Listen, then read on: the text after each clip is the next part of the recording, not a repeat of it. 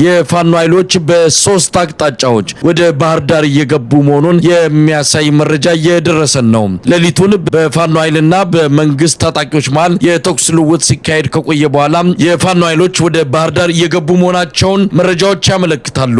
ወደ ባህር ዳር ደውለናል። ባህር ዳር ያለው ሁኔታ በማንኛውም ሰዓት ሊቀያየር እንደሚችል ነው መረጃዎች የሚያመለክቱት። አብራችሁን ቆዩ። በጣም አመሰግናለሁ። እንግዲህ በባህር ዳር በአሁን ሰዓት በኢትዮጵያ ሰዓት አቆጣጠር ወደ መንጋት አካባቢ ጠዋት ሊሆን እንደሆነ ነው ሰዓቱ የሚያሳየኝ። ምንድነው ያለው ባህር ዳር አካባቢ? ባህር ዳር ዛሬ ከንጋቱ 12 ሰዓት ጀምሮ በሁሉም አቅጣጫ ከፍተኛ ውጊያ እየተካሄደ ይገኛል። ማለትም በዚህ በቀበሌ 14 ወደ አቡነ ሀራና ልደታ መስመር አባይ ማዶ ዴዛዊት ማርያም ቤተክርስቲያን አካባቢ ማለትም በቤተ መንግስት አካባቢ በምድረገነት ቀበሌ አካባቢ ከፍተኛ ውጊያ እየተካሄደ ይገኛል እና በጣም ከፍተኛ እጅ ውጊያ ነው እየተካሄደ ያለው። አልፎ አልፎም ከባድ መሳሪያ ተኩሳሉ፣ የዲሽቃ የሞርታር ተኩሶችም ይሰማሉና በሁሉም አቅጣጫ ውጊያ እየተደረገ ያለው ባህር ዳር ከተማ ዛሬ ከንጋቱ 12 ሰዓት ጀምሮ። ከወትሮ የተለየ ነው አሁን ያለው ሁኔታ የሚታያቸው? እንግዲህ ባህር ዳር ለረጅም ወራት ለረጅም ጊዜያት እንደዚህ አይነት ነገር ይታይባታልና አሁን የተለየ ነገር ነው የሚታየው? አሁን የተለየ ይመስላል። ትናንት ቀኑ ሙሉ ከፍተኛ የመንግስት ወታደር እንቅስቃሴ በብዙ ኦራሎች እየተጫኑ ከቦታ ቦታ ይንቀሳቀሱ ነበር። ይሄም ሊከሰት እንደሚችል ግምታችን ነበር የኛ። ትናንት እነሱ በጣም ተበሳጭተው ነበር። በየወረዳው ፋኖ ያገኛቸው ድሎች አበሳጭቷቸው ትናንት የተለየ እንቅስቃሴ ያደረጉ ነበር። ከተማ ላይ የወታደር የጫኑ የወታደር ተሽከርካሪዎች እንቅስቃሴ ያደርጋሉና ይሄ ነገር እንደመጣ ቀድሞ መገመት ይቻል ነበር። ዛሬ ግን በሁሉም አቅጣጫ ከንጋቱ 12 ሰዓት ጀምሮ ከፍተኛ ውጊያ እየተደረገ ነው ያለው። የእጅ በእጅ ውጊያ ነው። ከባድ መሳሪያዎች አልፎ አልፎ ይተኮሳሉና ከወትሮ የተለየ ነው። በፊት ዝም ብሎ የሆነ ቦታ ገብቶ የሆነ ኃይል አጥቅቶ የመውጣት አዝማሚያ ላይ ነበር። አሁን ግን ከፍተኛ ከተማዋን በሁሉም አቅጣጫ ለመቆጣጠር ከፍተኛ ውጊያ እየተደረገ ነው ያለውና የተለየ ነው ከወትሮ ዛሬው። ምናልባት እስቲ ለተመልካቾች ግልጽ እንዲሆን ምናልባትም ባህር ዳርን በደንብም ለማያውቋት እስቲ ቤት አካባቢዎች ነው እንዲህ አይነቱ ወታደራዊ ወይም እንዲህ አይነት እንቅስቃሴ እየተደረገ ያለው ቤት እንደሆነ መግለጽ ይቻል ይሆን?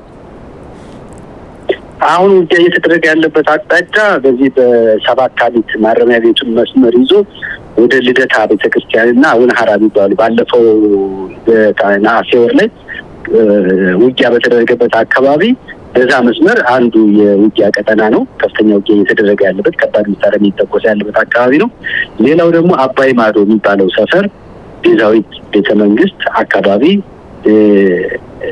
የቤተ መንግስት ምንድነው ልደታ ቤተክርስቲያን እንደገና ሚካኤል የሚባሉ ቤተክርስቲያኖች አሉ።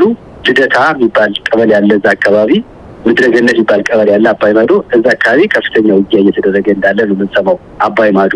ስለዚህ በሁለቱም አቅጣጫ በአባይ ማዶ አቅጣጫና በዚህ በሰባት ካሊት መስመር በማረሚያ ቤቱ አካባቢ ነው ከፍተኛ ውጊያ እየተደረገ ያለው። እንግዲህ ባህር ዳር ቀለበት ውስጥ መግባቷን የሚገልጹ መረጃዎች የሚያሳዩ መረጃዎች ሰሞኑን ከተለያዩ አካባቢዎች እየደረሱን ነበረ። ምንድነው መገመት የሚቻለው? እናንተ ከተማ ውስጥ ያላችሁ ነዋሪዎች ምን እየተደረገ ነው አሁን ባህር ዳር ላይ? ምናልባት የፋኖ ታጣቂዎች የፋኖ ኃይሎች ከተማዋን ለመቆጣጠር የሚያስችል እንቅስቃሴ እያደረጉ ነው ወይስ ምንድነው የተረዳችሁት?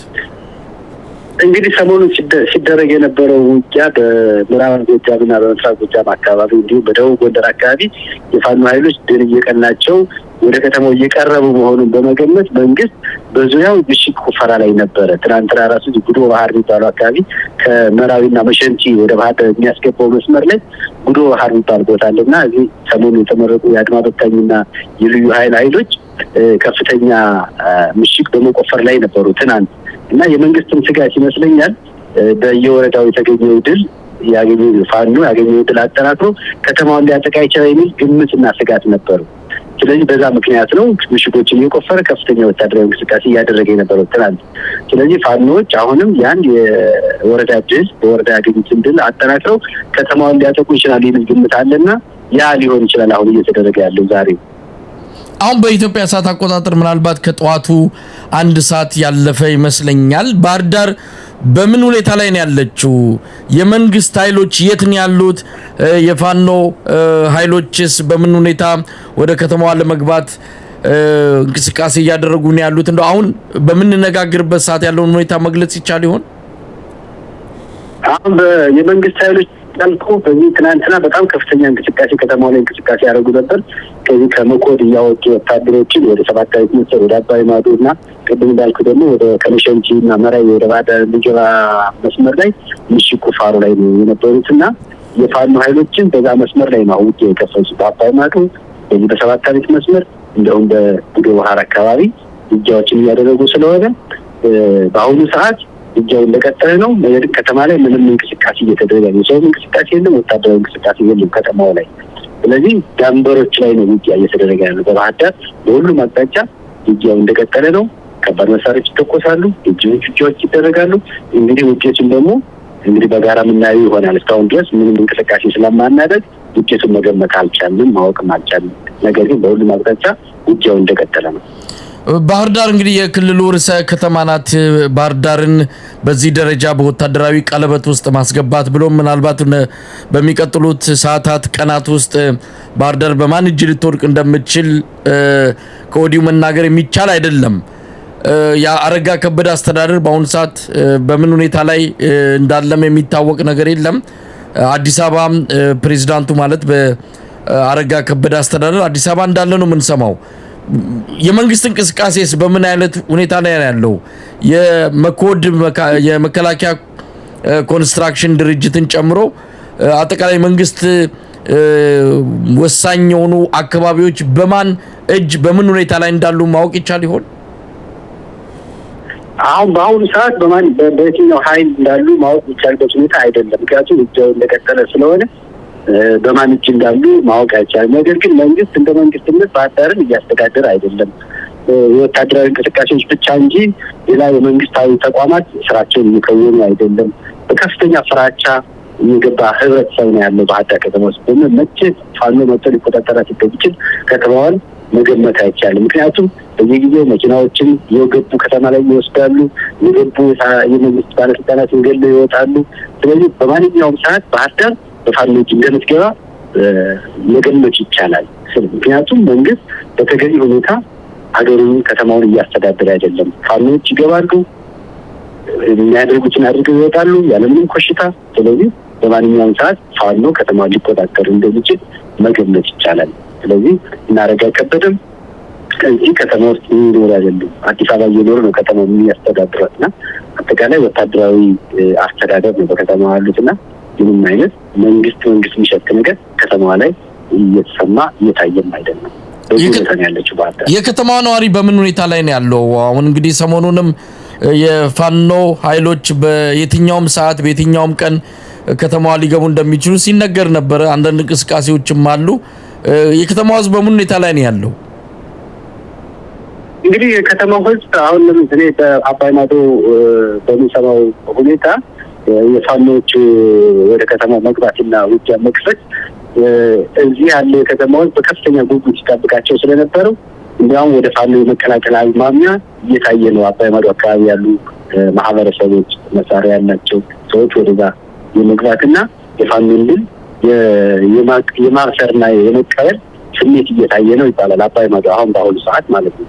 ስለዚህ አጠቃላይ ግን ማህበረሰቡ በከፍተኛ ድራው ውስጥ በከፍተኛ የኑሮ ውድነት እንደምታውቀው ከአዲስ አበባ ወደ ባህር ዳር የሚመጣ ማንኛውም መንገድ የተዘጋ ሁኔታ ስላለ ነዳጅም ከሌላ ቦታ እየመጣ ለህብረተሰቡ አገልግሎት እየሰጠ ስላልሆነ ከፍተኛ የኑሮ ውድነት ስላለ በጣም ሰው የተማረረና በመንግስት ከፍተኛ በደል እየደረሰበት ስለሆነ የፋኖችን መምጣት በጉጉት እየጠበቀ ነው ያለው የከተማው ህዝብ።